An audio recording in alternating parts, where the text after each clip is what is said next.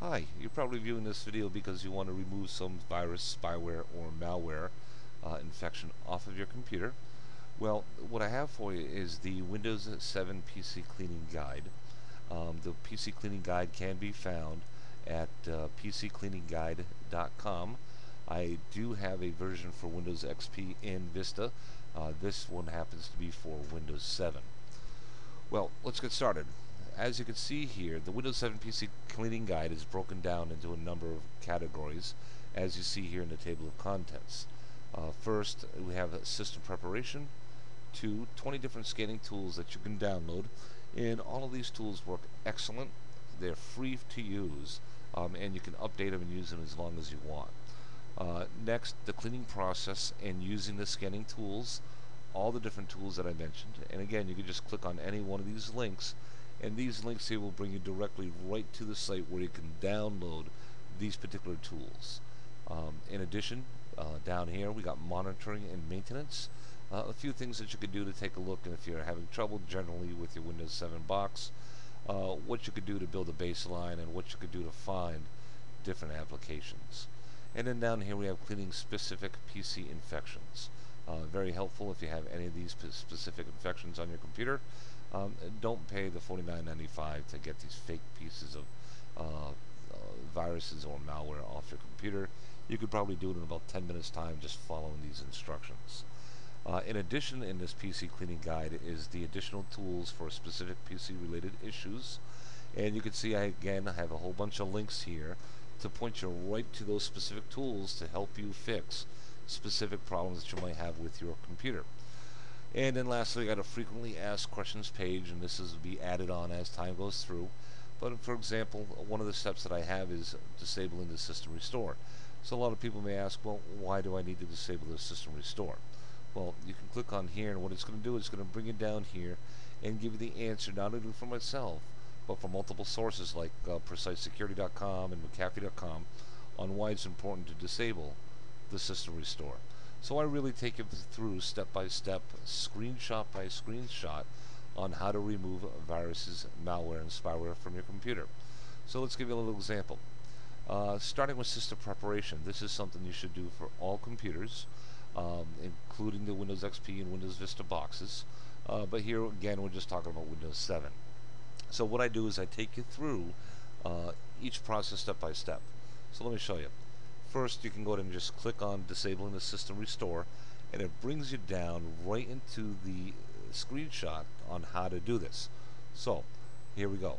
To disable the system restore, you click on your start button, then you right mouse click on the computer icon, select properties from the drop down list, click on the system protection link that's on the left hand side, and then you're going to click on the system protection tab at the very top, select the local disk C, and then click configure right underneath the protected systems section. At this point you'll choose turn off the system protection, then select apply and OK. What you're going to see, this might take a few minutes, but when it's done you're going to see this window appear, and you're going to need to click yes to disable the system restore. So you should now see that your system restore is currently turned off, and at this point you can click OK, and then you can close the system properties sheet. And that's exactly how you're going to go ahead and disable the system restore. And as you can see here, I take you through step by step, screenshot by screenshot. So when you're done with that section, you can go up here, and you may need to view the hidden system files and folders. I have you create a folder on your desktop to download all these different tools here, so you have a central location for all of those files. Then I show you how to delete temporary files from your computer using a couple different tools, either ATF cleaner, temporary file cleaner, how to do it manually if you want to manually remove the files yourself, or to use Microsoft Disk Cleanup, which is part of your Windows 7 operating system.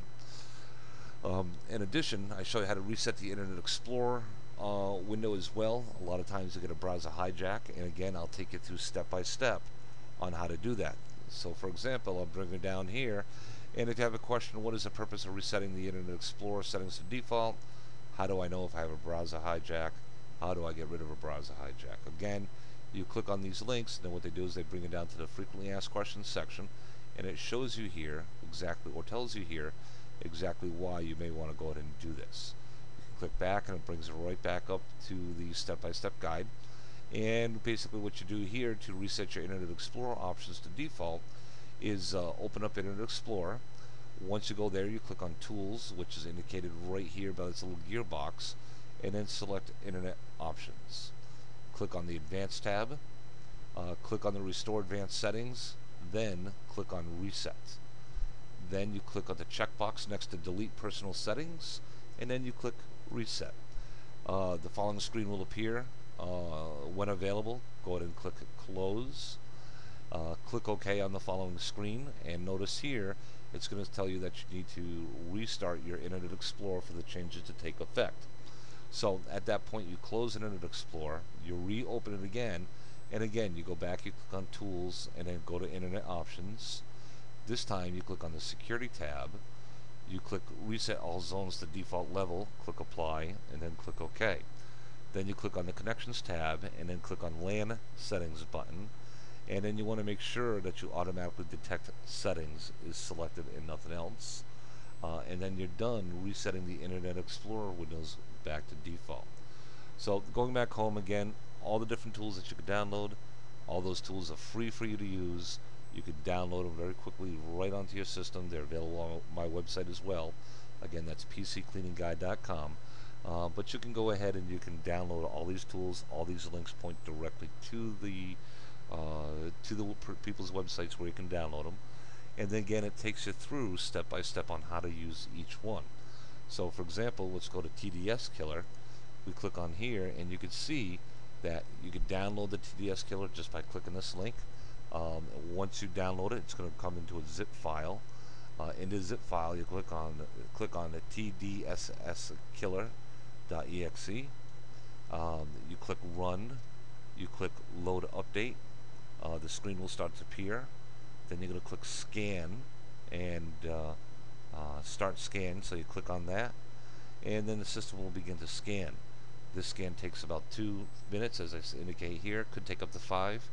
And when it's done, if it finds anything, it'll report it and it'll remove it. And if it doesn't, it'll just come back and report that no objects have been found, and then you would just click Close when you're done. Again, very simple, step-by-step process for you to do that. You can download this at pccleaningguide.com. You can click on the Windows 7 PC Cleaning Guide, and right there you'll be able to go ahead and download it. Or if you have Windows XP or you have Windows Vista, you can click on the Windows XP Vista screen, and you'll see the guide for cleaning those systems as well. I hope this is helpful. I hope you visit my site. I'll be posting more videos in relation to this, and if you have any questions, just let me know. Thanks.